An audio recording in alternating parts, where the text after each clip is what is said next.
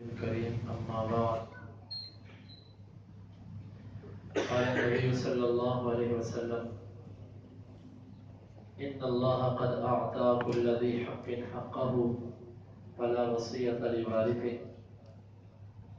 محترم سامعین، ہمارے معاشرے کے اندر بہت ساری ایسی چیزیں جن میں بگاڑ پیدا ہو چکا ہے۔ اس میں ایک اہم ترین مسئلہ وراثت کا ہے۔ وراثت اس مسئلے کے اندر کئی اعتبار سے خرابیاں پیدا ہو چکی ہیں۔ ان چیزوں کو انشاءاللہ اللہ کی توفیق سے میں بیان کروں گا۔ پہلے تو وراثت سمجھیں کہ کس کو کہتے ہیں۔ انسان جب مر جاتا ہے تو اس کے مرنے کے بعد جب وہ اپنا مال منقولہ یا غیر منقولہ جائیداد جس کو چھوڑ کے جاتا ہے، اس کو وراثت کہا جاتا ہے۔ جب کوئی انسان فوت ہو جائے تو اس کے فوت ہونے کے بعد تین چیزوں کو ملحوظ خاطر رکھا جاتا ہے۔ سب سے پہلے دیکھا جاتا ہے کہ وہ شخص مقروض تو نہیں۔ اگر وہ مقروض ہے تو سب سے پہلے اس کا قرضہ ادا کیا جاتا ہے۔ اگر اس کا مال تھوڑا ہو اور اس کا قرضہ زیادہ ہو تو اس کے وہی ورثاء جنہوں نے اس کے وارث بننا تھا وہ اب اس کا قرضہ اتارنے میں بھی مدد کریں گے۔ اگر ان کے پاس نہیں اور یقیناً نہیں تو پھر اس کے لیے مسلمانوں سے تعاون لیا جا سکتا ہے۔ پہلی چیز کہ جب کوئی شخص فوت ہو جائے اس کا قرض دیکھا جائے گا کہ اس پہ قرض تو نہیں۔ دوسرا مسئلہ قرض کی ادائیگی کے بعد یہ دیکھا جائے گا کہ اس نے کسی کے حق میں وصیت تو نہیں کر رکھی۔ اگر اس نے وصیت کر رکھی ہے اور اس کی وصیت اس کی ٹوٹل مال میں سے تیسرے حصے تک ہے یا اس سے کم ہے تو پھر اس کی وصیت کو نافذ کیا جائے گا۔ لیکن اگر اس نے وصیت تین حصوں سے زیادہ کر رکھی ہے، مثلا اپنے آدھے مال کی وصیت کر رکھی ہے، تو اس کی وصیت کو لوٹا کر درست کر کے مال کے تیسرے حصے تک نافذ کیا جائے گا۔ اور اسی طرح اگر اس نے وصیت کسی ایسے شخص کو کر رکھی ہے کہ جس کو اللہ نے بھی وارث بنایا ہوگا، کیونکہ حدیث کے اندر آتا ہے فلا وصیت لوارث، جس کو اللہ نے وارث بنا دیا اس کے لیے وصیت نہیں ہو سکتی۔ مثلا وہ کہتا ہے میرے چھوٹے بیٹے کو جائیداد دینے کے بعد یہ چیز زائد دے دینا، یا میرے بڑے بیٹے نے میرے ساتھ بڑی محنت کی ہے اس کو اتنا حصہ دینے کے بعد یہ زائد چیز دے دینا۔ اگر وہ وارث کے حق میں وصیت کرتا ہے، وہ وارث بیٹا ہے، بیٹی ہے، اس کا باپ ہے یا ماں ہے، یعنی کہ انشاءاللہ میں ورثہ بتلاؤں گا، ان میں سے کسی کے حق میں اگر وہ وصیت کر جائے تو وہ وصیت کل عدم ہوتی ہے، اس وصیت کو نافذ نہیں کیا جاتا۔ اور اسی طرح اگر وہ وصیت کسی ناجائز کام کے لیے کر جائے تو اس کے لیے بھی اس کی وصیت کو نافذ نہیں کیا جائے گا۔ غیر شرعی کام، میرے پیسوں سے سینما بنا دینا، میرے پیسوں سے ایک کلب بنا دینا، اس طرح کی جو وصیتیں ہیں یہ بھی اس کے مال سے نافذ نہیں کی جائے گی۔ وصیت وارث کے حق میں نہیں ہونی چاہیے، وصیت جائز ہونی چاہیے، اور وصیت ٹوٹل مال اور جائیداد کے تیسرے حصے سے زیادہ کی نہیں ہونی چاہیے۔ دوسرا عمل اس کے مال میں سے وصیت نافذ کی جاتی ہے۔ اور تیسرا عام طور پہ کہ اگر اس کی تجہیز و تکفین، اس کی قبر بنانے کے لیے پیسے نہیں تو اسی کی جائیداد میں سے پیسے لے کے اس کی قبر اور اس کے کفن وغیرہ کا انتظام کیا جائے گا۔ یہ تین کام جب کر دیے جائیں تو چوتھا مرحلہ ہوتا ہے اس کی وراثت کو تقسیم کرنے کا۔ وراثت کو تقسیم کرتے وقت اللہ تعالیٰ نے صرف تین قسم کے لوگوں کو وراثت سے محروم کیا ہے، چوتھی قسم کے لوگ محروم نہیں ہو سکتے۔ پہلی قسم اللہ تعالیٰ نے فرمایا کہ جو بندہ قاتل ہے وہ مقتول کا وارث نہیں بن سکتا۔ ایک بندے نے اپنے بھائی کو قتل کر دیا، اب وہ اپنے بھائی کا وارث نہیں بن سکتا۔ ایک بیٹے نے اپنے باپ کو قتل کر دیا، اب یہ بیٹا اپنے باپ کا وارث نہیں بن سکتا۔ پہلا جس کو اللہ نے محروم کیا ہے وہ قاتل ہے کہ وہ مقتول کا وارث نہیں بن سکتا۔ دوسری چیز یہ ہے کہ اگر بیٹا کافر ہے، جو کافر ہے وہ مسلمان کا وارث نہیں بن سکتا۔ کافر یا وہ مرزئی ہے یا جو بھی کافر کی صورتیں بنتی ہیں، صحابہ کو برا بھلا کہنے والا، صحابہ پر تبرہ کرنے والا، یہ جو لوگ ہیں یہ وراثت کے وارث نہیں بن سکتے۔ اور تیسری قسم غلامی۔ آج غلامی نہیں ہے لیکن اگر کوئی غلام ہو تو پھر وہ بھی وارث نہیں بن سکتا۔ تین قسم کے لوگ وارث نہیں بن سکتے، اللہ تعالیٰ نے حدیث کے اندر ان چیزوں کو واضح کر دیا۔ اب چوتھی قسم کے کسی بھی شخص کو ہم محروم نہیں کر سکتے۔ ہمارے ہاں ایک مسئلہ چلتا ہے کہ بیٹے کو آگ کر دینا، اخبار میں دے دیا جاتا ہے میں اپنے بیٹے کو نافرمانی کی وجہ سے آگ کرتا ہوں۔ یاد رکھو یہ وصیت یہ اللہ رب العزت کے فیصلے ہیں۔ اللہ تعالیٰ کے کسی فیصلے کو معطل کرنا، کسی فیصلے کو کال عدم کرنا، یہ نہ آپ کے اختیار میں ہے نہ میرے اختیار میں ہے۔ بیٹا نافرمان ہے یا فرما بردار ہے، اگر وہ کافر نہیں، اگر وہ قاتل نہیں، اگر وہ غلام نہیں، تو دنیا کی کوئی طاقت اس کو محروم نہیں کر سکتی۔ اس لیے جن کو اللہ نے محروم کیا وہ صرف 3 قسم کے لوگ ہیں، چوتھی قسم کے لوگ اس سے محروم نہیں ہو سکتے۔ لیکن ہمارے ہاں ایک تو بیٹے کو آگ کیا جاتا ہے، اور دوسری محرومی کی صورت یہ ہوتی ہے کہ بعض دفعہ کسی بندے کی صرف ایک بیٹی ہے۔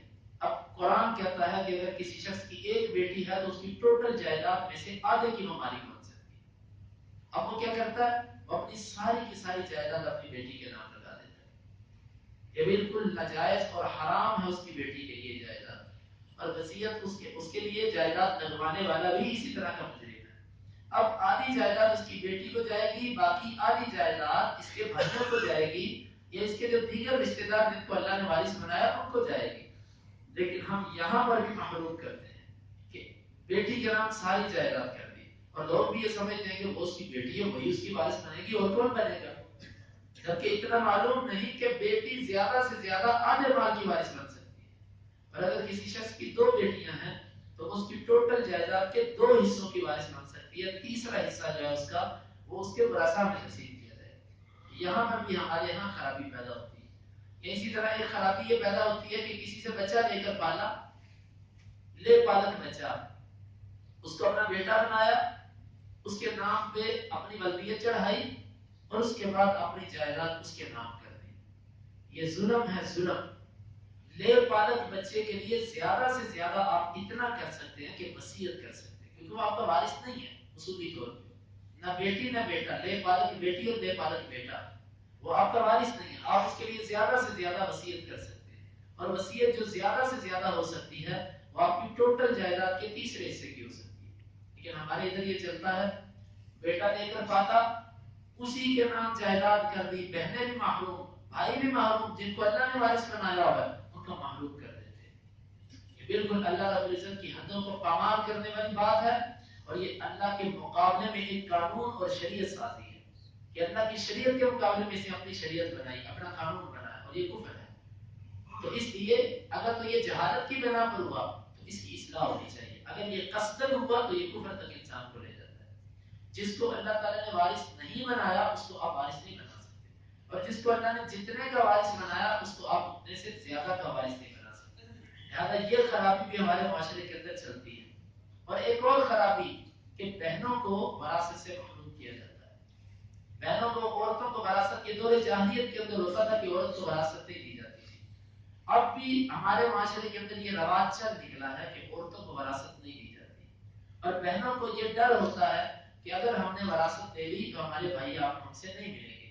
سچ یہ ہے کہ ایسے بھائیوں سے نہیں ملنا چاہیے جو روپے پیسے کے بھائی ہوں، اگر وراثت نہ لو تو ملیں، وراثت لو تو چھوڑ دیں، ایسوں کو چھوڑ دینا چاہیے، کیونکہ یہ اللہ کی حدوں کو پامال کرنے والے بھائی ہیں، ایسوں سے تعلق نہ ہونا بہتر ہے۔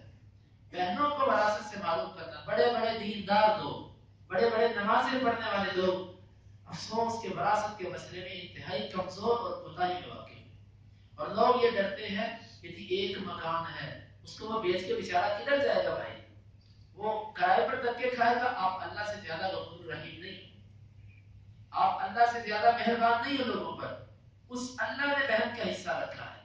آپ کے پاس مکان بیچنے کے سوا بہن کو حصہ دینے کے لیے چارہ نہیں، تو وَمَن يَتَّقِ اللَّهَ يَجْعَلْ لَهُ مَخْرَجًا، آپ اللہ سے ڈرتے ہوئے اپنے مکان کو بیچ کے بہن کا حصہ دو۔ اللہ رب العزت آپ کو، اگر تقویٰ کی بنا پر آپ یہ کرو گے، اللہ تعالیٰ آپ کو اس کو بہتر بدل عطا فرمائے گا۔ اس لیے زیادہ نرمی اور ہمدردی دکھانا کہ جی وہ بیچارہ کدھر جائے گا، اس کا کیا بنے گا، آپ اللہ کے قانون کو زیادہ مہربان بن کے نہ تبدیل کیجیے۔ تو بہنوں کا حصہ ہے، بھائی جیسا بھی ہو، امیر ہے کہ غریب ہے، بھائی کو اپنا حصہ جو باپ چھوڑ کر گیا اس میں سے بہنوں کو حصہ دینا ہے۔ ہمارے یہاں یہ بھی چلتا ہے کہ بوڑھا باپ جاتے وقت اپنے بیٹے کے نام وراثت کر جاتا ہے، اور پھر بیٹا یہ کہتا ہے کہ جائیداد میرے نام ہو چکی ہے، جتنی مرضی آپ کے نام مجھے جائیداد۔ یہ قانون ہے، قانون کے نظر میں آپ کے نام ہوئی ہے، اللہ رب العزت کے ہاں وہ وراثت آپ کی نہیں ہے، حرام ہے وہ آپ کے لیے کہ اگر آپ اس وراثت کے اوپر قبضہ کر کے اور دیکھنے میں یہ آیا میرے خاندان کے یہاں یہ واقعہ، بس ہمارے بہت ہی قریبی ہمارا کزن ہے، اس نے اپنی بہنوں کو معروف کیا، اس کے والد نے گجرانوالہ اردو بازار شہر کے اندر ایک مارکیٹ چھوڑی تھی اور ایک مکان جو اس وقت آج سے کوئی 20 سال پہلے اس وقت کے کروڑوں کی جائیداد تھی، وہ بہت مہنگی اور قیمتی مارکیٹ تھی۔ اس نے ایک بھائی تھا اور باقی بہنیں تھیں، اسے اپنی بہنوں کو نہیں دیا، اور اس وقت وہ بندہ کبھی پیسے مانگ کے رکشہ چلاتا ہے اور کبھی وہ سیکھیں لگاتا ہے اور کبھی وہ بیچارہ کچھ اور کبھی کچھ۔ اللہ رب العزت ایسے لوگوں کو کبھی بھی بننے نہیں دیتے، اور اگر یہ بن جائیں تو بھی ان کی بدبختی ہوتی ہے کہ اللہ تعالیٰ قیامت کے دن ان کو پکڑے گے۔ بھائیو بہنوں کا حصہ کبھی بھی نہ روکو، ان کا حصہ زبردستی دو، اور بہنوں کے اندر ایک خرابی یہ ہے کہ یہ کہتی ہے میں اپنے بھائی کو حصہ چھوڑوں گی، یہ جو چھوڑنے والی ہیں انہوں نے سارا نظام خراب کیا، ان کی وجہ سے کئی اوروں کو بھی تانا ملتا ہے کہ فلاں نے چھوڑا تو بھی چھوڑ دے، تو کیوں نہیں چھوڑتی؟ یہ ظلم ہے۔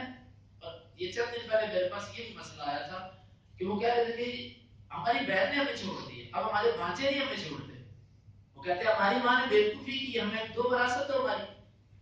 اب سچ ہے کہ بچے ہیں، کل کو ان کی ضروریات ہے، آپ کہتی ہو کہ میں نے حصہ نہیں لینا، وقتی طور پہ جذباتی بیان دیتی ہوں بھائیوں کی ہمدردی دینے کے لیے، آپ کا خامن آپ کے بچے وہ اس جائیداد کے حقدار ہیں، پھر اللہ تعالیٰ نے جو آپ کو مال دیا آپ کون ہوتی ہے اس کو چھوڑنے والی؟ ایسی کو طریقہ یہ ہوتا ہے کہ پتہ چل جاتا ہے اس کو کہ یہ پیسے پکڑو 1 سال بعد مجھے واپس کر دینا، پھر دیکھیں کہ وہ واپس کرتی ہے نہیں کرتی، وہ کبھی بھی نہیں کرے گی۔ تو میرے بھائیوں میرے دوستوں، وراثت کے مسئلے میں اللہ کے ہم مجرم نہ بنے ہم، بہنوں کا جو حصہ ہے وہ اس کو پورا حصہ ادا کر دیں۔ پھر یہ ہوتا ہے کہ بیوی، فوت ہونے والے کی بیوی کو بھی اس سے معروف کیا جاتا ہے، کسی نہ کسی طرح اس کے خلاف کوئی نہ کوئی بہانہ بنا کے، حتیٰ کہ شریعت کا یہ مسئلہ ہے، مرض الموت وہ بیماری کے جس کے اندر بندہ مر رہا ہے، اس میں اگر وہ اپنی بیوی کو طلاق دیتا ہے نا تو علماء وراثت یہ کہتے ہیں کہ وہ اس کی وارث بنے گی۔ کیوں؟ وہاں پر احتمال ہوتا ہے کہ کہیں اس نے اپنی وراثت سے محروم کرنے کے لیے تو اس کو طلاق نہیں دی، اور اسی طرح عورت جب عدت کے اندر ہوتی ہے تو اس وقت بھی وہ مال کی وارث بنتی ہے۔ ہمارے ہاں جب مال بچایا جاتا ہے کسی نہ کسی طرح عورت کو فارغ کر کے اس کی بیوی کو حصہ نہ دیا جائے، حالانکہ جس کو اللہ رب العزت نے وارث بنایا اس کو دنیا کی کوئی طاقت محروم نہیں کر سکتی، اور اگر کوئی کرے گا تو وہ اللہ کے قانون کے ساتھ ٹکر دے رہا۔ اب آئیے کہ اللہ تعالیٰ نے وارث کن کن کو بنایا؟ 12 افراد ہیں کہ جن کو اللہ تعالیٰ نے اصحاب الفرائض کہا، جن کا فرضی حصہ ہے، ہر صورت میں ان کو ملے گا، اور 4 افراد وہ ہوتے ہیں کہ جن کو عصبہ کہا ہے۔ عصبہ وہ ہوتا ہے کہ فرضی لوگوں کو حصہ دینے کے بعد جو مال بچ جائے یہ عصبہ کو دیا جاتا ہے، اور پھر ایک تیسرا رشتہ دار ہوتے ہیں ذوی الارحام، دور کے رشتہ دار، خالہ کے بیٹے، ماموں کے بیٹے، ننیال۔ انسان کا جو ننیال ہوتا ہے یہ ذوی الارحام میں آتا ہے کہ اگر اصحاب الفرائض بھی زندہ نہیں، عصبہ بھی زندہ نہیں، پھر مال ذوی الارحام کے اندر جاتا ہے، اور اگر انسان کا کوئی بھی وارث نہ ہو، نہ اس کے اصحاب الفرائض، نہ اس کے عصبہ، نہ ذوی الارحام، پھر اس کی جو جائیداد ہوتی ہے وہ بیت المال کے اندر حکومت کے تصرف میں کر دی جاتی ہے کہ حکومت جیسی بھی ہے وہ اس کو اپنے تصرف میں لے کر اس کو وقف کرے، جو بھی کرے وہ حکومت کر سکتی ہے۔ 12 افراد کون سے ہیں؟ ان میں میاں اور بیوی، ان دونوں کا فرضی حصہ ہوتا ہے آپس میں، اسی طرح بیٹا، اور بیٹے سے نیچے جتنے اس کے بیٹا پوتا پڑپوتا جتنے آئیں گے یہ اس وقت وارث بنیں گے، پوتا پڑپوتا اس وقت وارث بنیں گے کہ جب اس کے تائے چچے نہیں ہوں گے۔ اگر اس کے تائے چچے موجود ہیں تو اس صورت میں یہ وارث نہیں بن سکتے، اگرچہ ہماری پاکستانی عدالت ان کو وارث بناتی ہے لیکن اللہ کی کتاب اور حدیث اس کو وارث نہیں بناتی۔ ہاں اس کے لیے وصیت کر سکتے ہو آپ، دادا مرتے ہوئے وصیت کر جائے کہ میرے پوتوں کو اتنا دے دینا، جتنا میرے بیٹے کا حصہ بنتا ہے اتنا میرے پوتوں کو دے دینا، یہ جائز ہے۔ لیکن اگر دادا وصیت نہیں کر کے گیا تو پوتوں کو تائے اور چچوں کی موجودگی میں کوئی وارث نہیں بنا سکتا۔ تو اسی طرح میاں بیوی، بیٹے بیٹیاں 4، اور بہنیں 3 قسم کی، بہن سکی ہو، ماں باپ ایک ہو، یا بہن صرف باپ کی طرف سے ہو یا بہن ماں کی طرف سے ہو، یہ اس میں آگے 7 ہو گئے، اور 8واں باپ، اور 9ویں ماں، اور 10ویں نمبر پہ دادا. دادا بھی باپ کے حکم میں ہوتا ہے. جو حصہ باپ کا بنتا ہے اگر باپ نہ ہو تو اسی کا وارث دادا بنتا ہے. اور 11ویں نمبر پہ آ جاتی ہے دادی. اگر ماں نہ ہو تو پھر مال کی وراثت دادی بن جاتی ہے, وہ اس کی وارث بنتی ہے. اور پھر ایک اس میں آتی ہے کہ پوتی. یہ 12 افراد ہیں کہ جن کو اللہ رب العزت نے وارث بنایا. نہیں, پوتی کی جگہ پر ماں کی طرف سے بہن اور بھائی یہ الگ الگ ہے. یہ 12 افراد ہیں ٹوٹل. ان میں سے جو سب سے قریبی موجود ہوگا دودھ والا محروم ہو جائے گا. مثال کے طور پہ باپ اگر موجود ہے تو دادا وارث نہیں بنے گا, ماں موجود ہے تو دادی وارث نہیں بنے گی, بیٹا موجود ہے تو پوتا وارث نہیں بنے گا, بیٹی موجود ہے تو اس صورت میں بھی جو ہے وہ نیچے اس کی جو پوتی ہے وہ وارث نہیں بنے گی. نواسی تو وارث بنے گی نہیں, نواسی وارث نہیں بن سکتی. اور اسی طرح بہن اگر بیٹے موجود نہیں, بہن بھائی اس وقت وارث بنیں گے کہ جب بیٹا موجود نہ ہو. اگر میت کا بیٹا موجود ہو پھر بہن بھائی وارث نہیں بن سکتے مرنے والے کے.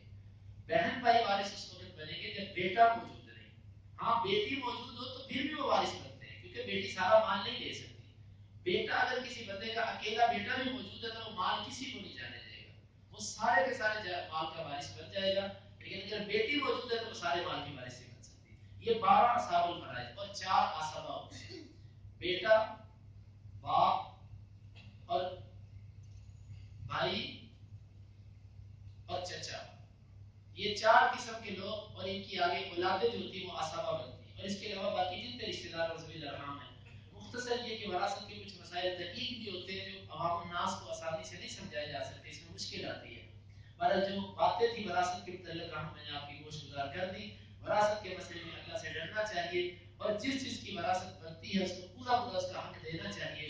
اس مسئلے میں اہل علم سے پوچھنا چاہیے, سیکھنا چاہیے تاکہ انسان کسی کمی کوتاہی کا شکار نہ ہو جائے. اللہ رب العزت سے دعا ہے کہ اللہ تعالیٰ نے اس میں عمل کی توفیق عطا فرمائے. واقعی دعوانا لیک والد کو اپنی بلدیت نہیں دی جا سکتی. قرآن مجید کے اندر سورہ احزاب کے اندر اللہ رب العزت نے فرمایا فَادْعُوهُمْ لِآبَائِهِمْ, ان کو ان کے باپوں کے نام سے پکارو. فَإِن لَمْ تَعْلَمُوا آبَاءَهُمْ فَإِخْوَانُكُمْ فِي الدِّينِ, اگر تمہیں ان کے باپوں کا نہیں پتا کہ اس کا باپ کون ہے پھر اس کو بھائی کہو, تمہارا بھائی ہے, بیٹا نہیں بن سکتا.